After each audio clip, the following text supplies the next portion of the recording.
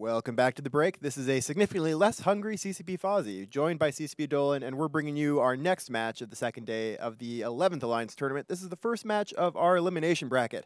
One of either SCUM or of Sound Mind are going to be going home within 10 minutes from now, and or really they'll have lost, but they'll still be in their home. Yeah, well, they're in their home now. But, so Alpha Sound Mind has brought their flagship Balgorn, piloted by Xavier VE. So that could be potentially be Officer Newts, Officer Webbs. Yeah, you can do a ton of stuff with the Balgorn. One of the reasons the Balgorn is so popular as a flagship is because the kinds of modules we allow on flagships are the kinds of modules that Balgorns use to the greatest effect. Mm-hmm. So on the opposing team, we have the good old Dominix set. These are armored Dominixes, not the shield Dominixes we saw from Pandemic Legion, with strong damp support, triple Maulus with the Celestis, and strong Yo Force there with the Crucifier fast tackle. So far, flagships have done quite well in this tournament. Of Sound Mind, though, I'm a little bit worried about. They brought Typhoons, which are really good, probably pretty good against Dommies, actually, but it doesn't really combo well with Balgorns. So they came in at a bit of range. Now, however, they're charging some of their small ships in towards the SCUM lines. The good news is you can see, you saw there, as soon as the match started, a bunch of light support from SCUM split off, and particularly I think you can see that Crucifier hauling it around the arena, and everything from Of Sound Mind, all their fast support splintered off as well to try and chase them down, shut them down to prevent like a tackle from the Aeros, but they don't need to tackle the Aeros because they're just going to kill it.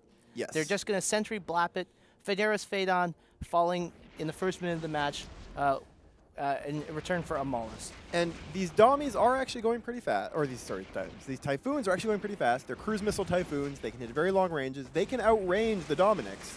However, the Balgorn can't. So that's, I think, the really weird combo, and we're just seeing already a Catalyst down now for Of Sound Mind. SCUM has lost a Maulus, but that's significantly less of a big deal. Yeah, and now there's damage being applied to the Balgorn. This could be a Hunter Tyrannuses trying to kill those Mauluses, but like the big show is the big battleships, and with your Neros down, that's like their time is numbered. Yeah, and especially for that flagship, which is now in about 3/4 armor and dropping fast. Yeah, and they know that that flagship almost certainly has a ton of newt pressure on it. Balgorn with potentially Officer Newts. So they're going to take it down early in the match before that cap pressure can build up. You saw there sort of a Dominix conga going on. With their own cap transfers in between each other. So they're really tight. There's no breaking that up. They're trying to, they're not even newting anything right now. There are no newts being applied. And the Balgorn is immediately adjacent to these Dominixes? Yep, so this is actually a Dominix Tinker team. It's a very similar team to what we just saw PL field right before the break as the flagship explodes. And that's the flagship, and not only will they not be able to field that flagship again, they won't be able to field anything again. Because I think that's going to probably seal the match for SCUM. It's very sad to see Ali Aris, one of our CSM members, knocked out of the tournament because they have brought some really creative setups. Cruise Foons are awesome. Their Tinker Hyperion rail setup is creative, and I love it. But unfortunately, this is their first tournament, so they'll use this experience, build on it, and probably come back next year and do even better. Well, or do better. Do better, yes. Well, they'll win a match. Yeah, hopefully. Hopefully. Well, they just got to shoot for the stars.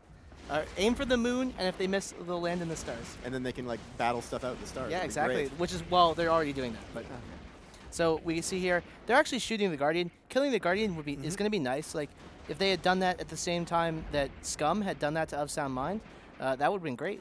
Yeah, but at this point, it's just a bit too late. Right now, SCUM is just using those tracking bonus sentries to pick off the frigates very easily. We just saw Tyrannus go down. We're probably going to see that Incursus fall not far behind. And then these Typhoons are going to die. Yeah. It would be interesting to see, actually, if SCUM brought long enough range sentry drones, or if they're going to have to burn into the middle of the arena to drop their sentries, because their sentries aren't right in the center of the arena. From the middle, you could hit the whole arena with bouncers. But they're over on the side, which means that they may not be able to, especially considering that, well, they've just pulled in the drones, I think. Well, I think this match just especially illustrates that today is the day of the Dominix. Yes. With no bans in the first weekend, bans commencing next weekend, the easy way to counter the Dominix is, of course, banning it. But I expect that's the way most people are going to go with it. It's free reign for today, and teams are just taking advantage of this opportunity to bring it out, get some wins with a really strong setup that other teams have proven is probably one of the best setups you can bring. Yeah, this is definitely one of the best setups. I really do like the Tinker variation of the Dominics. It means you can't move around as much, but you don't really need to with these teams. And it gives you a much bigger tank, which is very helpful in the Dominics mirror. If you go Dominics versus Dominics and one of these sides is Tinker, that side I think is usually going to win, whether it's shield or armor Tinker, as long as it's executed right. And SCUM showing that they know how to do it. So they're going to move on through the elimination bracket. They do still have a very grueling path forward as they bring down Lida's Typhoon through armor to structure. Yep, exactly. And it was a good showing from Outside Mind. I think it's their first tournament showing. Yep, definitely their first tournament showing. They're very new. But they had some of the experience from, I think they did some practicing with some of their other CVA members, which you're allowed to just do scrimmages against other teams, and got some experience from that. But obviously not really up to the level of SCUM. But next year, I think they may do significantly better. I think that their results don't really reflect how good their setups were. Their setups were pretty decent, very creative. I think it just goes to show we've made significant effort to make it more accessible, the Alliance Tournament more accessible for new teams and new alliances to come in and sort of just practice and do all the things that all the old hat alliances had down pat for a long time. It's made this a much easier game to get into, and just make your alliance's name known, show your alliance pride in this 11th Alliance Tournament. And there they go. So SCUM will be knocked out. They're the first team knocked out of the 11th Alliance Tournament. Or not SCUM. No, of Sound Mind. Of Sound Mind is knocked out. SCUM is moving on through the elimination bracket, and they will be facing the winner of our next match, which will be right after the break with Revolution and Castabouts.